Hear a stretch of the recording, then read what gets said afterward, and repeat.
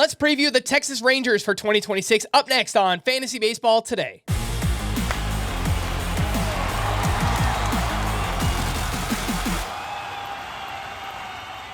Welcome to On the Beat, our mini team preview series here at Fantasy Baseball Today. I am Frank Stampfl, joined by Shawn McFarland, who covers the Rangers for the Dallas Morning News. Make sure to give him a follow on X at McFarland_Shawn. And a little peek behind the curtain. This is the second time I'm recording with Shawn because the previous one was before they traded for MacKenzie Gore, so now we are updating it. So I appreciate you hopping back in. Let's start with the offseason. They traded Marcus Semien over to the Mets in exchange for Brandon Nimmo. They signed Danny Jansen to a 2-year deal. They added Chris Martin, Alexis Diaz, and Tyler Alexander to the bullpen. And then the big move, they traded 5 prospects away for MacKenzie Gore, who has 2 years left of control. And let's just get into MacKenzie Gore.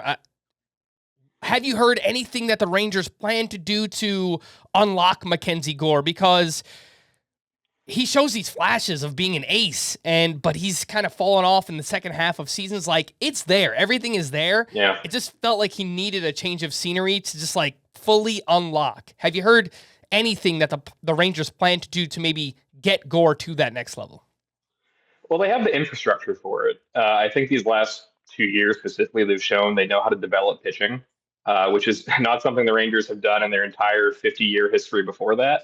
But the pitching infrastructure they have now, led by Jordan Teagues, who's promoted the pitching coach this offseason, they've shown they can get the most out of guys, whether it's the high-end guys like Jacob DeGrom or Nathan Eovaldi, or guys like a Patrick Corbin. They brought him in last year, made some tweaks in his arsenal, and they got a really good league average pitcher out of him for an entire season. They've done it with younger guys like Jack Leiter as well. I think a guy of MacKenzie Gore's talent, and I think he might be the most, outside of DeGrom and Eovaldi, the most talented of those guys. You're putting him in a system and infrastructure that knows how to find the best tools, the best arsenal, the best mechanical changes to get the most out of these guys. So I think in that sense, it's a good fit.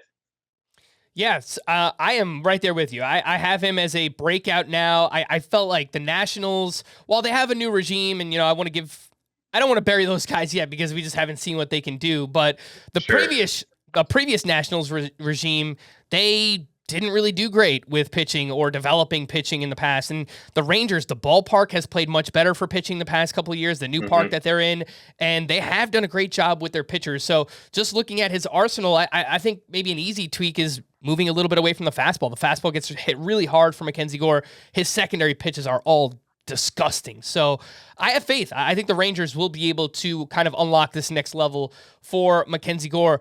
Let's get into the bullpen here because that kind of remains a mystery. Do you believe that Robert Garcia is the team's closer? He kind of was the pseudo closer down the stretch last season. They've added a few veteran arms here on 1-year deals this offseason. Who do you think leads this Rangers team in saves? It's a great question. I think Garcia is in contention to be the closer.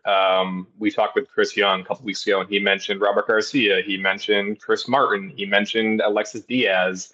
I think those three are kind of the trio of clubhouse leaders to break camp as the closer. I don't think we'll have a good idea until spring wraps up. But the way they've talked about Alexis Diaz and the changes they've seen in him, they think he's made the right mechanical tweaks to get back to that 95-plus velocity.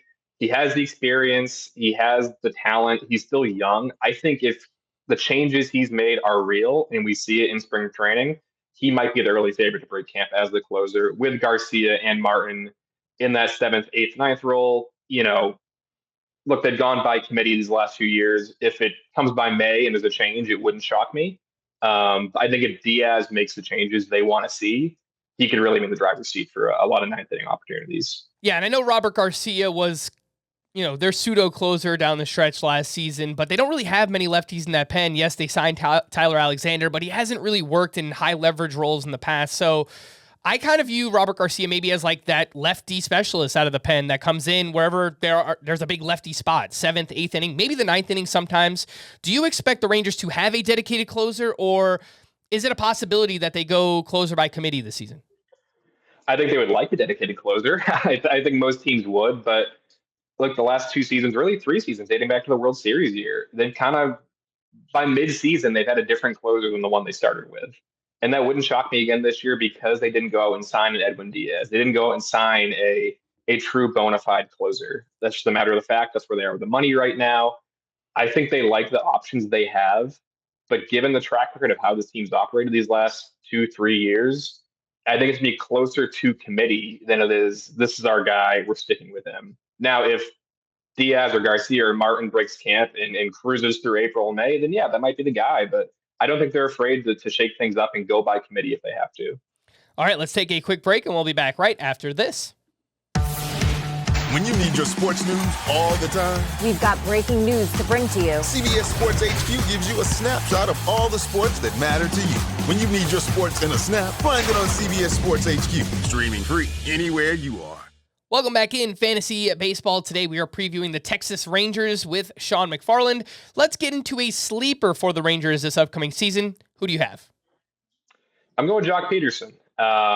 He's, I think, kind of flown under the radar in the sense that everyone's so focused on Jake Berger and Josh Jung and Evan Carter and what those guys can do. And those are absolutely, I think, the most important storylines for the season. If those guys are their normal, things are great. But the same goes for Joc Pederson. He was really bad last year. No one's going to say he wasn't. He had a brutal first half before he broke his hand. But if he's just anything close to his career average, that's a really valuable designated hitter for this team because he's still going to get those reps. He's still going to be there. They really have no one else who can assume a full-time DH role right now. So if he's just close with career average or what he did in 24 before he came over to the Rangers, I guess a really valuable hitter in the heart of this lineup.